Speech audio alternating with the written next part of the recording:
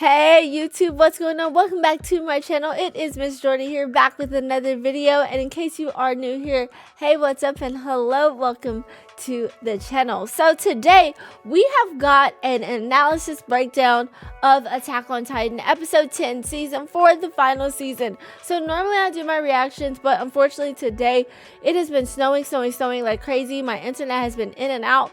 So instead of recording a reaction, because I can't really access Crunchyroll right now, I was still able to watch the video on my cell phone. So I decided to provide a little bit of analysis like I do at the end of my videos, just some thoughts about what happened in the latest episode. So in case you are excited about it, make sure you go ahead and hit the like button right now. Leave a comment below. Let me know your thoughts on what happened in this latest episode.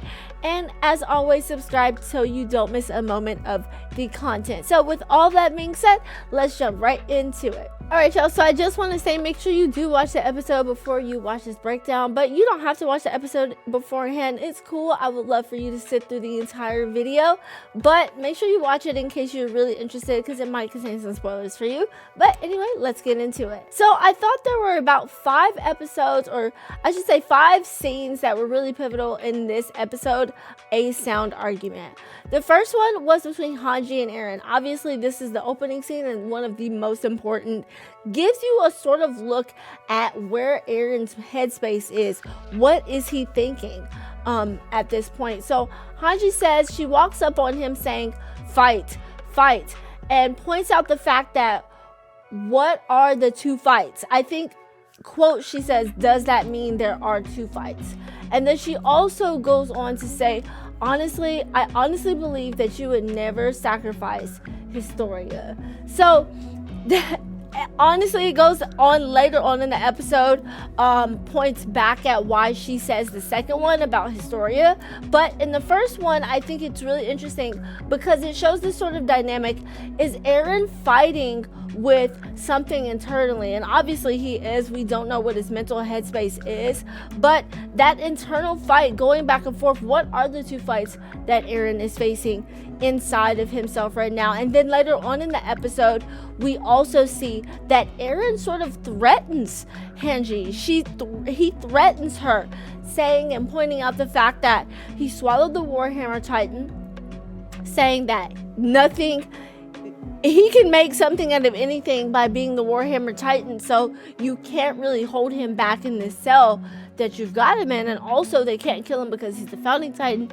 But he even points out the fact that they cannot kill Zeke.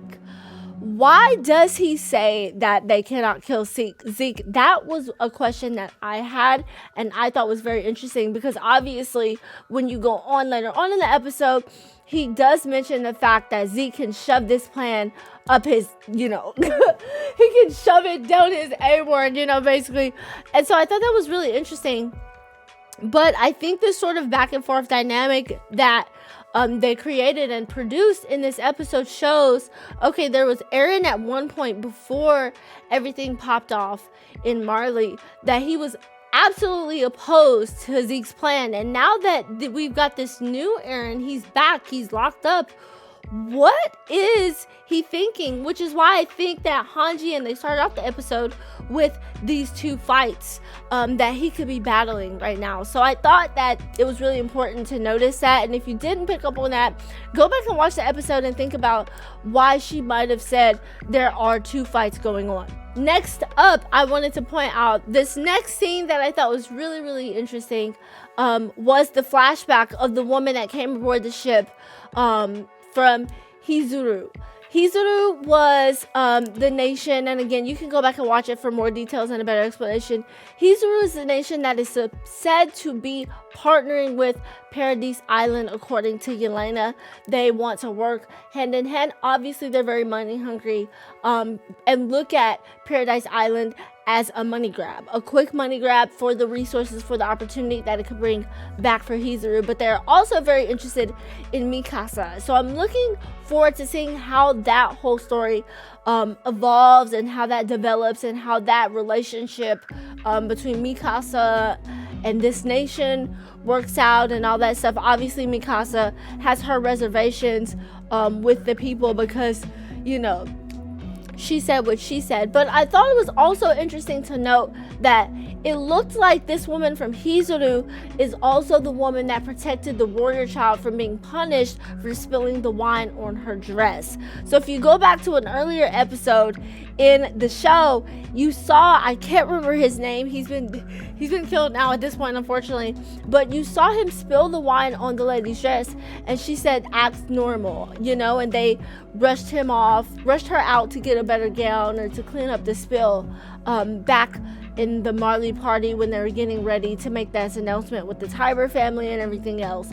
So I believe that is the same woman. I might be incorrect, but I'm pretty certain that's her, which could point to the fact that why didn't she make a scene about the Eldians spilling the wine on her? Obviously, because 2 years prior to that moment, she had already met with the Paradise Titans and foresaw this moment happening. So I thought that was also very, very interesting. Mikasa coming from this clan, obviously she's the descendant of the Hizuru ruler, the main person. I thought that was all very interesting, and I thought it was also important to note that Historia pointed out the fact that, you know, why is it that Eren is the only person that you have shown this symbol to? And the reason why she kept it concealed, obviously, is because she wants to pass that on to her children. And Mikasa, the Ackermans, that family, that lineage, the Asian clan, I believe, was highly targeted by thieves, by crooks, by a lot of people. And you saw that very early on when we were first introduced to Mikasa. So that's probably a large reason why she kept it safe and sacred and personal and close to her. But if I'm being honest, I think a large part of it as well is because she probably wants to be with Eren for the long term, despite knowing the fact that he only has a certain lifetime because he is the founding titan. But she obviously probably wants to reproduce with them. Like, let's be honest, her mom said to pass it on to her child, and she showed it to one person. So why wouldn't you want to make a baby with that person you showed that to? But that's just total skepticism there, just my thoughts. But I thought that was very, very interesting that Eren was the only person she had shown it to. And I also, if you know how Eren kind of looks at Historia, like I'm gonna talk about it a little bit later, but you know, I think they're sort of hinting at something with Eren and Historia, and I don't know what it is, but I could be reading a little bit too deeply into it, but it appears as though they're hinting at something between the two of them. So the next scene, flashback, everyone's sitting at the table. It looks like they're meeting with the leaders of the Hizuru nation, and they're explaining Zeke's 3-part plan. So I'm not going to break down the 3-part plan the way they do in the show. I think they do a great job explaining it. But first is the rumbling. Second is using Hizuru until they build up their military to proper strength, so no other nation can come and try to take them over. And third and finally, the founding titan and the titan with royal blood have to make babies until the 13-year curse passes in order to pass on their good titans to in order to pass the 9 titans over to basically somebody with royal blood. So, you know, I thought that was really interesting. Zeke's plan, that's what it is now. It's out in the forefront. Now, that's just the plan that Zeke has revealed to them. Obviously, as you watch the episode, there is something deeper, as I was mentioning earlier, some sort of connection that's deeper there between Zeke and Eren. And we don't really know what it is. We don't know what the conversations between the two of them have been. The only time we know that Zeke and Eren have come into contact with each other was at Paradise Island when they were going back and forth. Now Zeke is suddenly on the side of the Eldians. But I think the commander of the general forces is correct to have his skepticism about Zeke, because he has been so opposed to Paradise Island and the Eldians on the island for so long. So I think he does have a right to be skeptical about his plan. Historia does mention that she's okay with becoming the Beast Titan. Is that a foreshadowing for her later on in the season to become the Beast Titan? We don't know. It's very possible, but at the the same time, later on in the episode, it does show that she's pregnant by an unknown man. Just all that we know is he was someone that grew up in the same area with her, used to throw rocks at her farm, but she's preggers. So there will be some royal blood. The lineage, the kingdom will not end with Historia. So her child will be the next ruler, but will they also have to become a Titan? But if they do become a Titan with the founding Titan, it could present an issue and just go back to how it was under King Fritz. So I thought that whole scene was very interesting. Obviously, at that table discussion, like I said, Eren points out that he does not want to be a part of Zeke's plan. That is a big point. Do not look past that. But now everyone else is looking, and I'm going to talk about this a little bit later. Everyone else is looking at Eren like, what is he thinking? Why is he on Zeke's same wavelength all of a sudden when before he opposed Zeke so strongly? So just very, very interesting. And so now the next scene that comes after that, or maybe not right after, is this table scene. Looks like it's between some of the guards, some of the men of the kingdom that we don't really know who they are. At least I don't remember them off the top of my head, but they're just round table discussing. Looks like they've had a long night, just a couple of drinks, some guy talk. But again, like I said, Historia is pregnant. Historia is pregnant. She looks worn out, honey. She looks like she is exhausted. Her body looks beat up. Just really looks like the baby and the weight of carrying a child is bearing on her very sharply. But I think the most important thing about it is, who is the father? This man from the village, supposedly he kind of looks like John to me. His silhouette looks like John, but could it be Eren? Is Eren the baby daddy? Like, I don't know. Like, they say it's this farm person, but literally that's just who they said. But the silhouette, to me, when I looked back, it sort of looked like John. So I'm not really certain about who it was. And then at the end, when the Marleyan went down to go get a new bottle of wine, a fresh bottle of wine for the gentleman, someone else, I can't remember his name, but he says, is this the correct bottle? Like, he's already holding it up, and I thought that was a little interesting that he had the bottle there. He looks kind of ominous, like in the shadows. Like, is the wine poisoned? Like, I was just thinking about that. Is this the first look at an insurrection happening on Paradise Island by the Marleyans? So that's where my mind started to go. But he definitely looked a little bit ominous in the shadows, but I don't want to go too long about that. Next up, the outside scene, the one before the final scene, where Hanji walks up to our beloved group of teenagers who are now all adults, overlooking Levi. Levi's like, wow, you all are growing so tall, like, looking all short, but they're working on some sort of railroad for Paradise. And I thought that was really interesting because, as Hanji describes and she walks up, Eren gets awfully angry about sacrificing Historia again. So it just points back to the fact that, he was so upset back in the day, but now he's all gung-ho about Zeke's plan for some reason. And we really don't know why. And then everybody's on the railroad track deciding who will inherit Eren's Titan. And he obviously said he doesn't want any of his friends to inherit it because he wants them to live a long life, which is really kind of sad in all honesty. And it makes you wonder also, like, will everybody who's sitting on that cart inherit a Titan at some point? Because every time they do these sort of like just general statements in the air, it ends up being the opposite, because obviously Armin now has his own Titan.